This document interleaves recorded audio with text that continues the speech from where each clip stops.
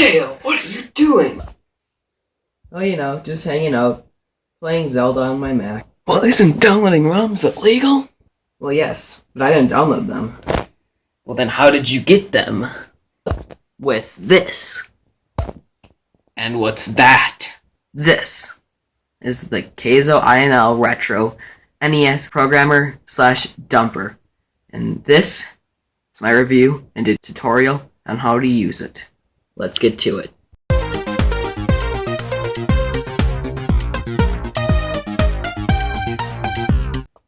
So pretty much what this is, it's a device that you can use to back up NES games or program INL-retro's own cartridges. As you can see, there's two ports for slots back here in the NES slot here. This is for SNES, this is for Famicom, and this is for NES. But if you're like me, but you have one of these adapters, you really don't need the Famicom adapter because the cards are pretty much the same except with some different chip enhancements, so it would read just fine. But you can't actually dump with the SNES port. So pretty much things just fit in like that. See, there's Zelda. Actually, it's going to be what I back up first, just because of the fact my copy's save battery is just about dead. So that fits in there. And then here's Bikuramin World. Obviously, you have to put this in backwards, just like a normal NES. Pretty much, yeah. Oh, there's a stain on the back of my cartridge. I think it actually came like that now that I think about it. But to hook it up to your computer, you're going to need one of these. A USB Type-B cable. So you just plug it in there. And take this USB cable right here and plug that sucker into your computer. To find the USB port. The little USB will light up once it's in. I guess that must be just showing it's powered on. Of course, I'm on Mac right now, so I don't think it's going to read it yet, but luckily I have a Windows XP virtual machine, and if that doesn't work, I have Windows Embedded installed on my external hard drive.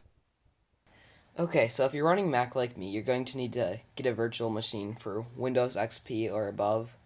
Windows XP is supposed to be the one that Windows XP through Windows 7 would work the best. But if you're running Windows 8 or 8.1 or the 10 technical preview, your best bet is to also grab a XP virtual machine. So you're going to want to select your operating system up here. Choose the virtual machine out of these. I use Internet Explorer 6 on XP is the fastest one to download. I mean, you're not actually going to use Internet Explorer 6, most likely. Then whatever software you have.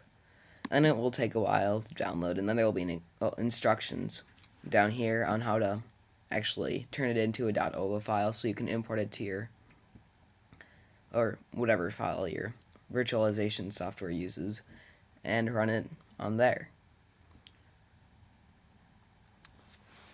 So this is the site I ordered it from, which has the link to buy it right there, but what you're going to want to do is download the software firmware package, which is right now the fourth link down, and that's all you need to really download.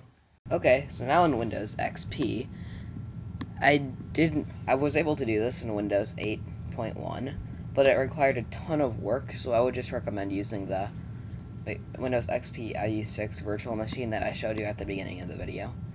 I have that folder on here now because of the NE2 ISO software, which converts the folder to an ISO. Then I put it in the device as a CD, which I still have the ISO folder connected to my virtual machine, so you can see it's right there.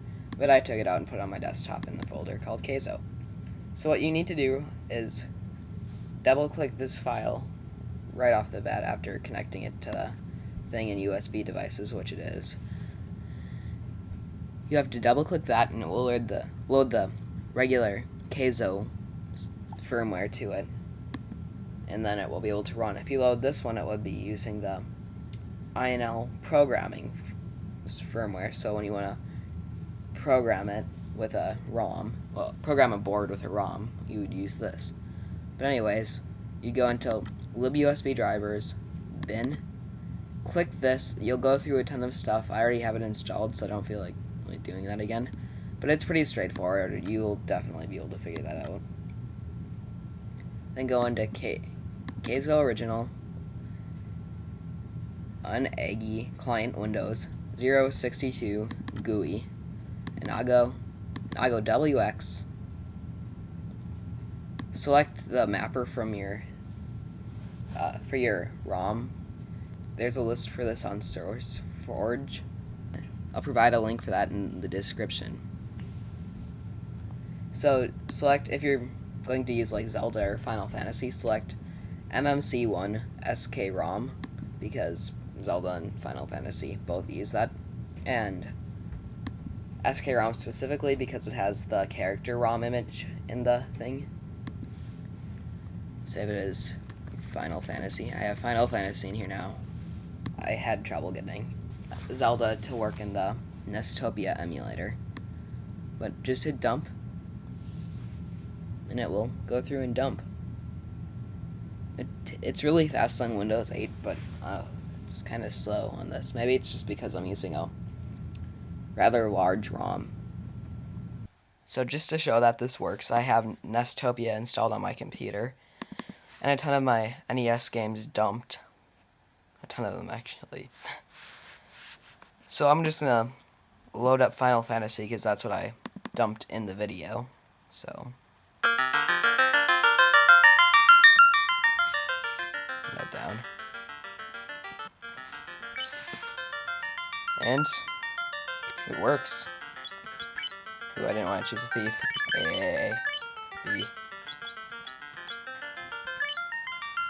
So yeah, that's that. And then I did get Zelda to work, obviously, using the Inago command line software.